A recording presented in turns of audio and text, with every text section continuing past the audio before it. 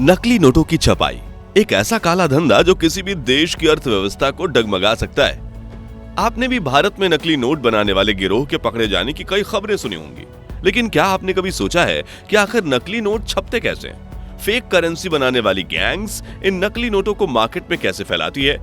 इससे उन्हें क्या फायदा होता है और आखिर इनकी टेक्निक्स क्या है जो ये इतनी आसानी से सरकार की नाक के नीचे नकली नोट छाप देते हैं? आज के इस वीडियो में हम नकली नोट और उन्हें बनाने वाले गिरोह के नेटवर्क का पूरा भांडा फोड़ने वाले हैं, तो पूरा वीडियो जरूर देखिए।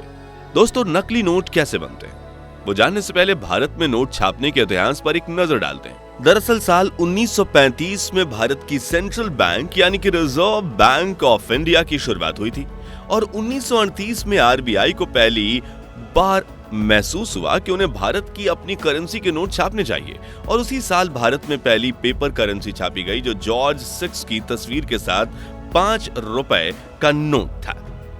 उसी साल आरबीआई ने 10, 100, 1000 और 10,000 रुपए के नोट भी छापे। तब से शुरू हुआ नोट छापने का सिलसिला लगातार चल रहा है। देश की आजादी के बाद इसमें समय समय पर कई तरह के बदलाव हुए, लेकिन धीरे धीरे देश में टेक्नोलॉजी का विकास होने लगा और कुछ लोगों ने जाली नोट छापने का धंधा शुरू कर दिया और 1996 में पहली बार रिजर्व बैंक ऑफ इंडिया को महसूस हुआ कि उन्हें अपने नोटों की सिक्योरिटी बढ़ा देनी चाहिए, यानी अधिक सुरक्षित नोट छापने चाहिए ताकि मार्केट में जाली नोट न चल पाए, और धीरे धीरे नए नोट छापे गए। लेकिन वर्ष 2000 के बाद जैसे जैसे टेक्नोलॉजी का विकास हुआ वैसे वैसे मार्केट में नकली नोटों की संख्या काफी तेजी से बढ़ने लगी। इसी बात को ध्यान में रखते हुए और ब्लैक मनी को कम करने के लिए साल 2016 में भारत सरकार ने पहली बार 500 और 100 रुपए के नोट बंद कर दिए थे। लेकिन 2000 के नए नोट आने के बाद तो नकली नोटों का चलन और ज्यादा बढ़ने लगा, जिसका अंदाजा आप इसी बात से लगा सकते हैं कि 2017 और 2018 में भारत में जितनी भी फेक करेंसी सीज की गई उसमें से 56% तो सिर्फ 2000 के नोट थे। यानी इतने सिक्योरिटी फीचर्स होने के बावजूद 2000 के नोट कॉम्प्रोमाइज हो गए थे। यहाँ तक कि कुछ एटीएम्स मशीन्स भी इन नोटों को पहचानने में धोखा खा रही थी। इसलिए पिछले साल 2023 में सरकार ने 2000 के नोटों का चलन ही बंद कर दिया। लेकिन अब सवाल आता है कि आखिर ये नकली नोट कैसे छापे जाते हैं? तो आपको बता दें कि नकली नोट छापने वाले हर गिरोह का तरीका लगभग एक जैसा ही होता है, बस फर्क होता है तो एक्यूरेसी का। कुछ गिरोह का नोट ज्यादा असली लगता है तो कुछ का कम। खैर, नकली नोटों को बनाने के लिए सबसे पहले ये लोग एक खास तरह के पेपर का बंदोबस्त करते हैं जिसके वजन से लेकर टेक्सचर तक हर चीज रिजर्व बैंक ऑफ इंडिया के असली नोटों से कम 80 से 90% मेल खाता हो। इस तरह से पेपर साधारण जेरोक्स पेपर से काफी महंगे होते हैं और फ्रेश भी होते हैं।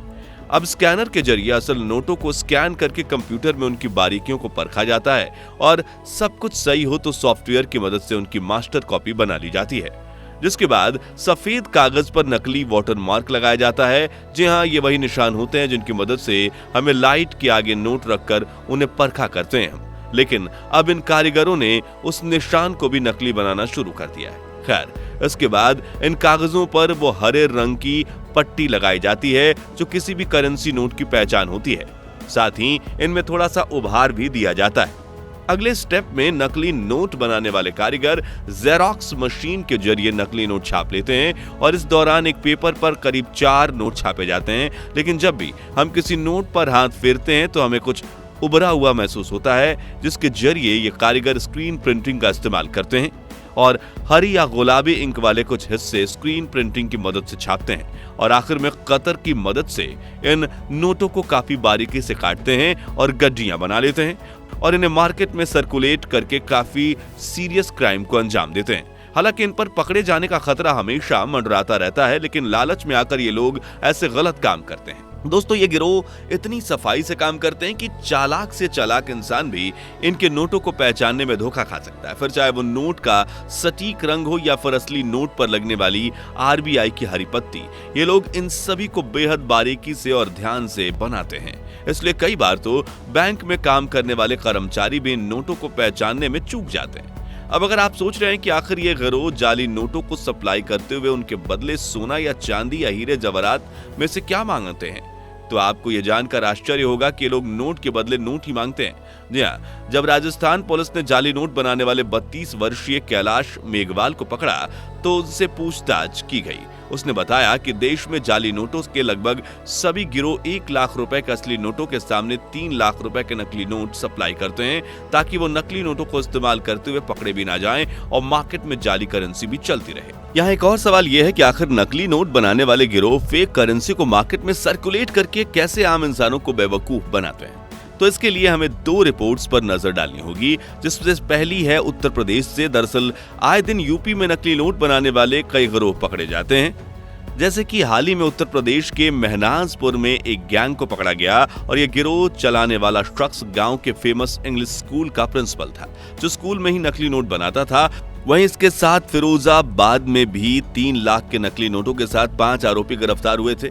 ऐसे कई गिरोह से पूछताछ के दौरान ये पता चला कि नकली नोट बनाने वालों का सबसे फेवरेट डिस्ट्रीब्यूशन नेटवर्क शराब के ठेकों का होता है। जी हाँ, ये गिरोह नकली नोट 10,000 की गड्डियां शराब के ठेकों पर सेल्समैन की मदद से चलाते थे, जिसके बदले में सेल्समैन उन्हें 5,000 के असली नोट देते थे। फिर वो सेल्समैन देर रात को ठेके पर आने वाले नशे में धुत लोगों को बड़ी आसानी से नकली नोट थमा देते थे और इस तरह सेल्समैन को भी एक गड्डी पर सीधा 5,000 रुपए का मुनाफा होता था।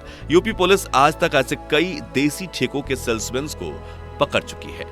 दूसरी रिपोर्ट है नागपुर की, जहां रहने वाले शख्स राहुल ठाकुर को एक दिन अचानक से फेसबुक पर जल्दी पैसा कमाने का विज्ञापन दिखता है और जब राहुल उस नंबर पर फोन करते हैं तो सामने वाला कहता है कि हम तुम्हें 2 लाख रुपए के बदले 8 लाख रुपए के नकली नोट देंगे, जो बिल्कुल असली नोटों की तरह दिखते हैं। तभी राहुल ने नागपुर पुलिस से संपर्क करके पूरी बात बताई और पुलिस ने जाल बिछाकर नकली नोट छापने वाले गिरोह को गिरफ्तार कर लिया, जिनके पास से 500 के नोटों के 44 बंडल मिले और कुल नोटों का मूल्य 25 लाख रुपए था।